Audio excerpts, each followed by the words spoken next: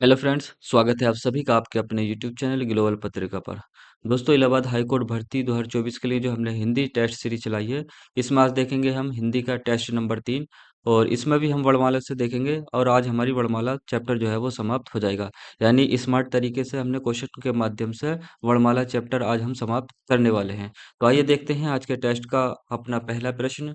पहला प्रश्न है दोस्तों, किसी को पुकारने के लिए किन स्वरों का प्रयोग किया जाता है? ऑप्शन ए है ह्रस्व स्वर, ऑप्शन बी है दीर्घ स्वर, ऑप्शन सी प्लित स्वर या ऑप्शन डी लघु स्वर। तो इसका सही आंसर हो जाएगा दोस्तों, जब पुकारने की बात आए तो हम इसमें करते हैं प्लित स्वर का प्रयोग। ठीक है, तो इस प्रकार से हमारा ऑप्शन सी सही हो जाएगा। हिंदी में मैंने आपको मुख्यतः देखिए, जब स्वर का वर्गीकरण किया था तो दो रूप बताए थे आपने। सही है, यानी कौन कौन से? एक बताया था मैंने आपको ह्रस्व स्वर और दूसरा बताया था आपको दीर्घ स्वर। सही है, तो जो हिंदी में अगर बात स्वर के वर्गीकरण की आए तो हम ह्रस्व स्वर और दीर्घ स्वर ही देखते हैं। ये प्लित स्वर भेद है ना दोस्तों, ये संस्कृत में देखा जाता है। हम हिंदी में प्लित चिन्ह के नाम से इसको जानते हैं, जो इस प्रकार का यानी एस आकार का बना हुआ होता है। जैसे जब हम किसी को पुकारे हैं, जैसे मोहन, तो जब हम मो को ऐसे खींच रहे हैं तो इसके आगे हम एस लगा देंगे। ठीक है, फिर हम लिखेंगे हन। ऐसे ही राधा, तो हम ऐसे रा के आगे एस लगा देंगे और धा के आगे एस लगा देंगे। इसका मतलब यह है कि यहाँ पर किसी को पुकारा जा रहा है ये। ठीक है, तो पुकारने के लिए प्लुत स्वर का प्रयोग किया जाता है। अगला प्रश्न है, भाषा की लघुत्तम इकाई क्या है?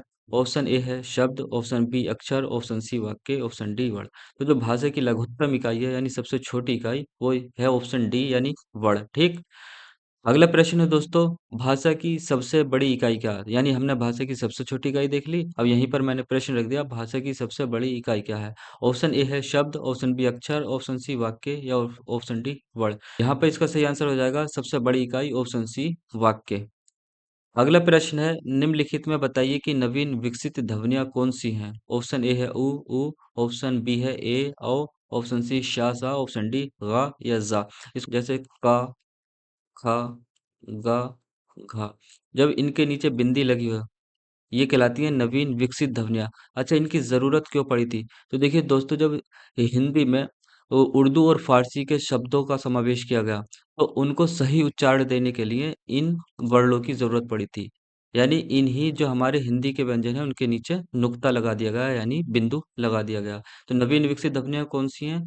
तो ये है गा और जा। जैसे हमें गज़ल लिखने की ज़रूरत पड़ी, तो हम कौन सा ये बिंदी लगा हुआ है गा से बनाते हैं गज़ल, और जा पे भी लगाएंगे गज़ल। अच्छा, ज़िंदगी जैसे लिखा जाता, तो ज़िंदगी पे भी ज़ा पे हम ये बिंदी लगाएँगे। ठीक, तभी होगा ज़िंदगी। अगर बिना बिंदी के हम लिखेंगे तो ये हो जाएगा जिंदगी। ठीक है, जिंदगी। तो सही कौन सा होता है? जिंदगी सही होता है। जैसे अगर उर्दू में हम जिंदगी लिखें तो इस प्रकार से हम लिखेंगे जिंदगी। सही है, जो सही होता। लेकिन अगर हिंदी के हिसाब से लिखा जाता तो फिर वो जिम से लिखा जाता है इस तरीके से, जो गलत होता हमारा। ठीक, तो हमें ये भी देखना है। ठीक है। अच्छा, इनको नुक्ता ग्रहित वर्ण भी कहा जाता है या बिंदु वाले वर्ण कहा जाता है। ठीक है, यहाँ पर पूछा गया नवीन विकसित ध्वनियाँ, तो सही आंसर हमारा ऑप्शन डी हो गया।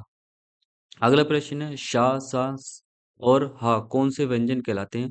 त्रिकंपी या लुंठित, काकल्य, संघर्षी या स्पर्श संघर्षी। मैंने आपको बताया था कल के टेस्ट में दोस्तों, जो त्रिकंपी लुंठित वर्ण है ये है हमारा रा। ठीक, काकल्य वर्ण में मैंने आपको बताया था हा। ठीक है, हा और आह की इसमें यानी जो विसर्ग है उसकी हम चर्चा करते हैं काकल्य वर्ण में। जो संघर्षी है इसका, यानी इसका सही आंसर हो जाएगा हमारा ऑप्शन सी संघर्षी। यानी शा, सा, सा, हा, जब हम इन वर्णों का उच्चारण करते हैं ना, तो जो मुख से हवा निकलती है वो रगड़ते हुए निकलती है, यानी संघर्ष करते हुए निकलती है। इस कारण इनको संघर्षी व्यंजन के नाम से जाना जाता है। जब मुख से हवा रगड़ते हुए संघर्ष करते हुए निकलती है दोस्तों, तो मुंह में क्या होती है? हीट पैदा होती है। इस कारण इनको ऊष्म व्यंजन के नाम से भी जाना जाता है। ठीक, तो संघर्षी ही व्यंजन को ऊष्म व्यंजन के नाम से भी जाना जाता है। ऊष्म व्यंजन।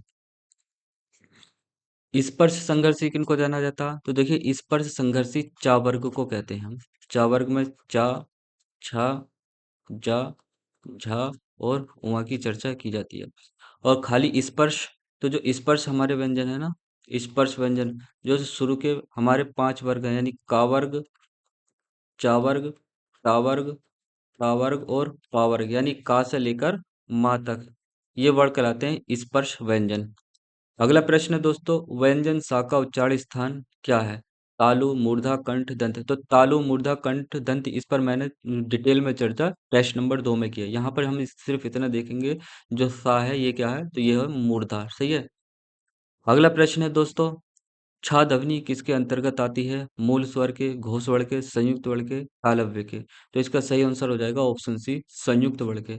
हमारे संयुक्त वर्ण दोस्तों चार होते हैं। कौन कौन से? एक है देखिए छा, एक है तिरा, एक है शिरा, एक है ज्ञा, यानी ज्ञा ज्ञानी वाला।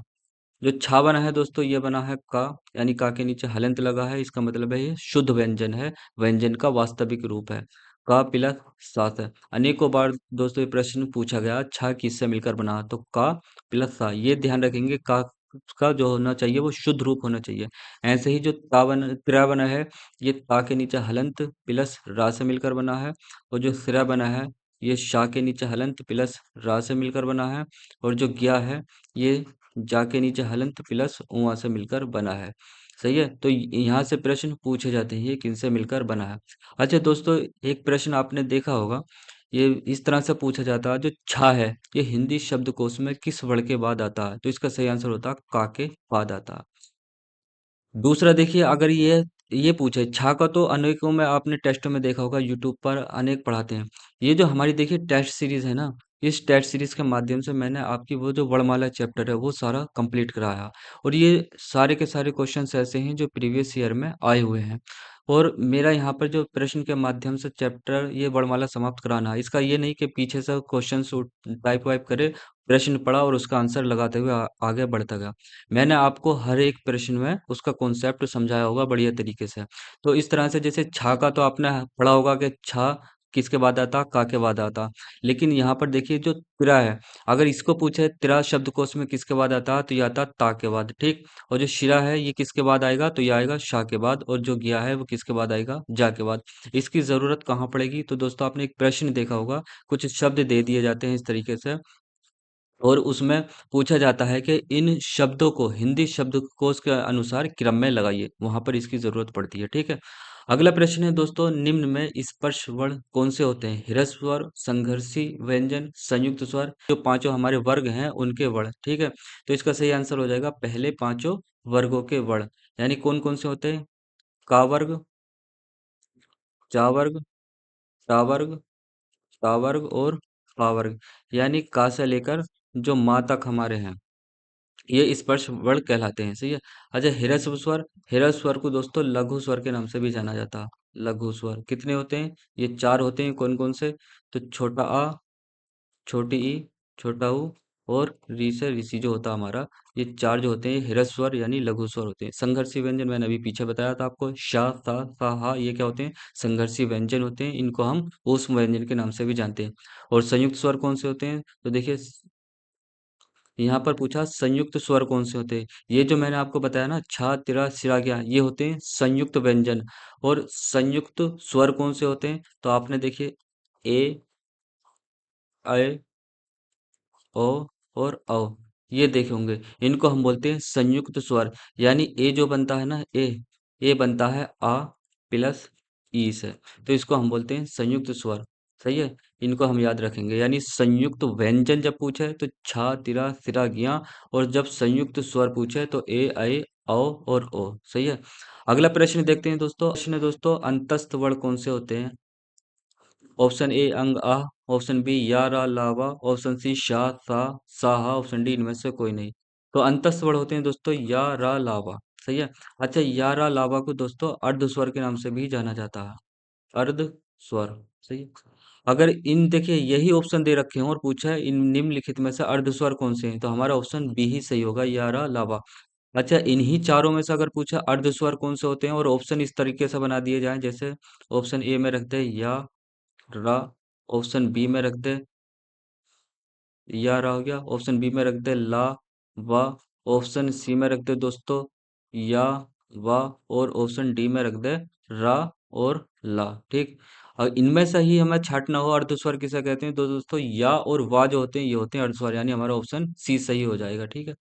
लेकिन इस तरीके से पूछे, या तो यहाँ पर अंतस्थ व्यंजन रख दे, स्पर्श व्यंजन, संघर्षी व्यंजन, इस तरीके से, तो उसमें से हमें कौन सा छांटना? अर्धस्वर, पूरा का पूरा अंतस्थ वर्ण छांटना है। जो अंतस्थ व्यंजन होते हैं हमारे चारों के चारों। लेकिन इन चारों में से ही पूछा अर्धस्वर कौन से होते हैं, तो हमें या और व लगाना है, ठीक। अगला प्रश्न है दोस्तों, निम्न में से महाप्राण कौन से हैं? देखिए अल्पप्राण, महाप्राण, सघोष, अघोष, ये चर्चा मैंने टेस्ट नंबर 2 में डिटेल से की है।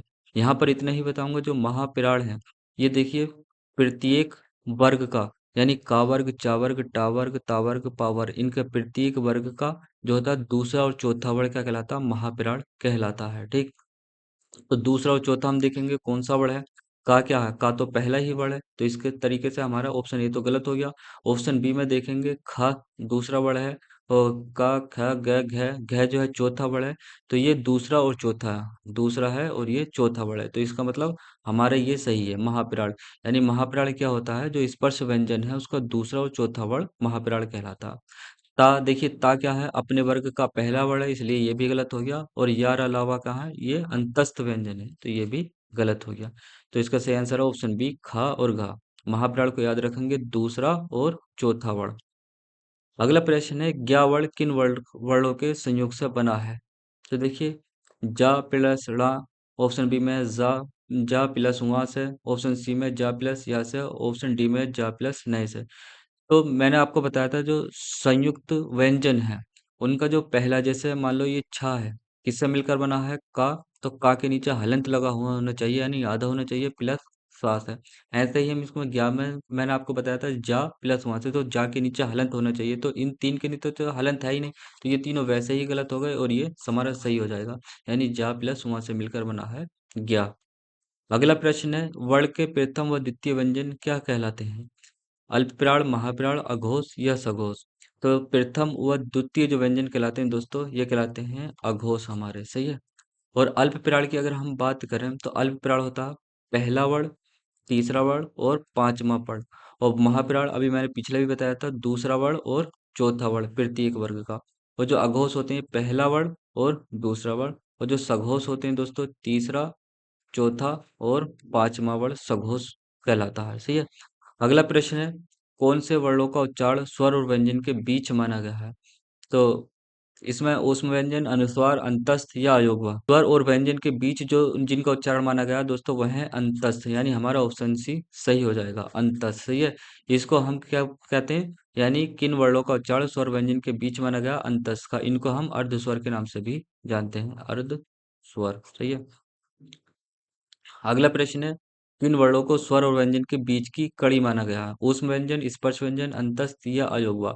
तो देखिए जब पूछे स्वर और व्यंजन के बीच का उच्चारण स्थान, यानी ये जो पीछे मैंने कराया, यानी जो उच्चारण के आधार पर स्वर और व्यंजन के बीच का माना गया वो है अंतस्थ। लेकिन जब पूछे स्वर और व्यंजन के बीच की कड़ी किसको माना गया, तो इसका सही आंसर हो जाएगा ऑप्शन डी, अयोगवा को, सही है, अयोगवा। कौन कौन से होते हैं? अंग और आहा।